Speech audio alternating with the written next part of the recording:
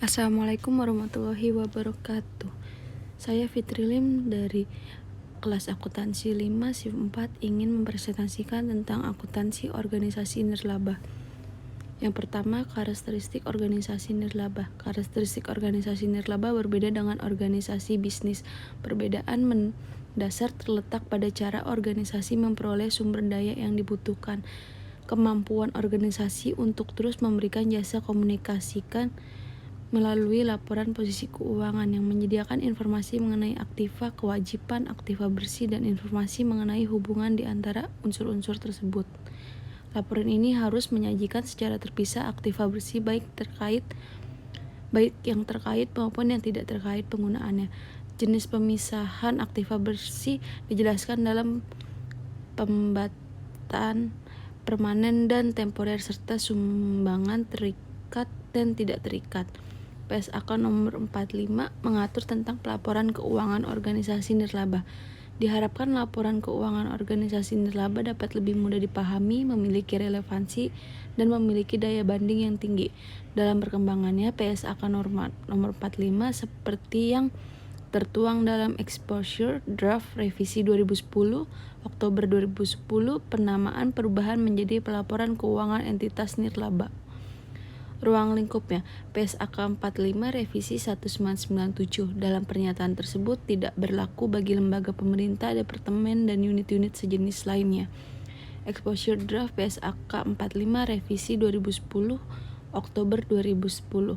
Standar pelaporan tersebut dapat diterapkan oleh lembaga pemerintah dan unit-unit sejenis lainnya sepanjang tidak bertentangan dengan peraturan perundang-undangan yang berlaku. Tujuan laporan keuangan.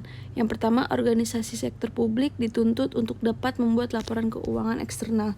Bentuk pada dasarnya dapat diadaptasikan dari laporan keuangan pada sektor swasta, disesuaikan dengan sifat dan karakteristik sektor publik, serta mengakomodasikan kebutuhan pemakaian laporan keuangan sektor publik.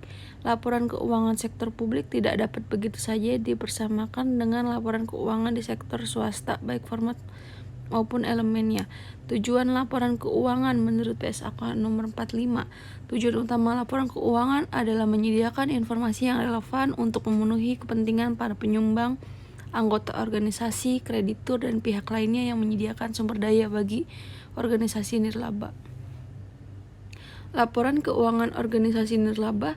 Laporan keuangan organisasi nirlaba meliputi laporan posisi keuangan pada akhir periode laporan, laporan aktivitas, laporan arus kas untuk suatu periode pelaporan, dan catatan atas pelaporan keuangan. Laporan aktivitas. Tujuan utama laporan aktivitas adalah menyediakan informasi mengenai pengaruh transaksi dan peristiwa lainnya yang mengubah jumlah dan sifat aktiva bersih, hubungan transaksi dan peristiwa, dan bagaimana pengguna sumber daya dalam pelaksanaan berbagai program atau jasa. Manfaat informasi dalam laporan aktivitas. Membantu para penyumbang, anggota organisasi, kreditur, dan pihak lainnya untuk yang pertama, untuk mengevaluasi kinerja dalam suatu periode. Yang kedua, menilai upaya, kemampuan, dan kesinambungan organisasi dan memberikan jasa. Dan yang ketiga, menilai pelaksanaan tanggung jawab dan kinerja manajer. Nah, di sini juga ada tipe aktivitasnya, tipe aktivitas pendukung, aktivitas manajemen dan umum, aktivitas pencarian dana, aktivitas pengembangan anggota. Bentuk laporan aktivitas. Laporan aktivitas bentuk A, menyajikan informasi dalam kolom tunggal, memudahkan penyusunan laporan aktivitas kooperatif. Dan ada laporan aktivitas bentuk B, menyajikan informasi sesuai dengan klasifikasi aktiva bersih, menyajikan pembuktian dampak berakhirnya pembatasan penyumbangan aktiva tertentu terhadap relaksifikasi aktiva bersih, memungkinkan penyajian informasi agregat mengenai sumbangan dan penghasilan dari investasi. Laporan aktivitas bentuk C, menyajikan informasi dalam dua laporan dengan jumlah ringkasan dari laporan pendapatan, beban, dan perubahan terhadap aktiva bersih tidak terikat. Menitikberatkan perhatian pada perubahan aktiva bersih yang tidak terikat. Laporan arus kas. Tujuan utama laporan arus kas adalah menyajikan informasi mengenai penerimaan dan pengeluaran kas dalam bentuk suatu periode.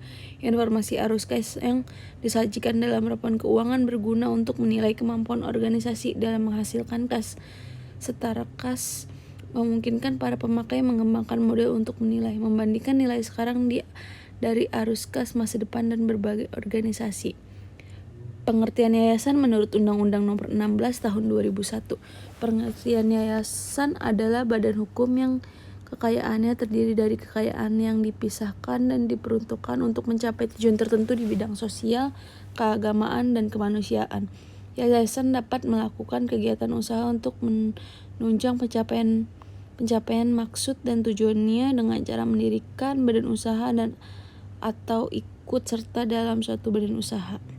Pengertian LSM, organisasi swasta yang kegiatannya adalah untuk membebaskan penderitaan, memajukan kepentingan kaum miskin, melindungi lingkungan, menyediakan pelayanan dasar masyarakat, atau menangani pengembangan masyarakat.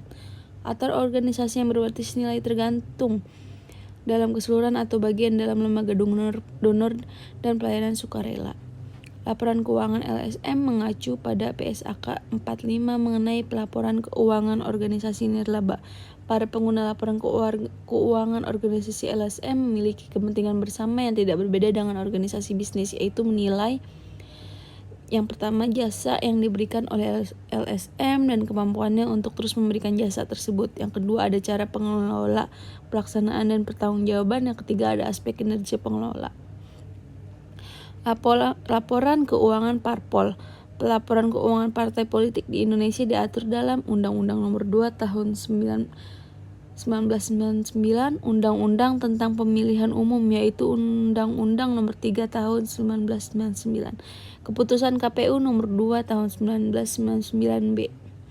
Akuntansi parpol berdasarkan Undang-Undang Nomor 31 Tahun 2002, parpol memiliki kewajiban untuk membuat pembukuan, memelihara daftar penyumbang, dan jumlah sumbangan yang diterima yang terbuka untuk diketahui oleh masyarakat dan pemerintah, membuat laporan keuangan auditan secara berkala 1 tahun sekali, berkewajiban untuk memiliki rekening khusus dana kampanye pemilihan umum, menyerahkan laporan dana kampanye setelah diaudit akuntansi publik kepada Komisi Pemilihan Umum.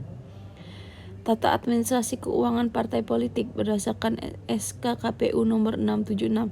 Tata administrasi keuangan peserta pemilu buku 1, Pedoman Sistem Akuntansi Keuangan Partai Politik buku 2, Pedoman Pelaporan Dana Kampanye Peserta Politik buku 3. Pelaporan dana kampanye, bentuk pertanggungjawaban peserta pemilu dalam hal pengelolaan dana kampanye yang meliputi sumber-sumber perolehan dan penggunaannya, menyajikan sisi sumber dan penggunaan dana kampanye parpol. Laporan ini disajikan oleh parpol yang mengikuti pemilihan umum sebagai bagian yang tidak terpisahkan dari laporan keuangan tahunan dan hanya disajikan pada periode tahun yang ada pemilihan umum di dalamnya. Jenis laporan dana kampanye. Laporan dana kampanye peserta pemilu berisi sumber dan penggunaan dana kampanye, catatan atas laporan dana kampanye peserta pemilu yang berisi keterangan mengenai item-item dalam laporan dana kampanye, informasi tambahan. Terima kasih. Sekian presentasi dari saya, kurang lebihnya mohon maaf. Terima kasih.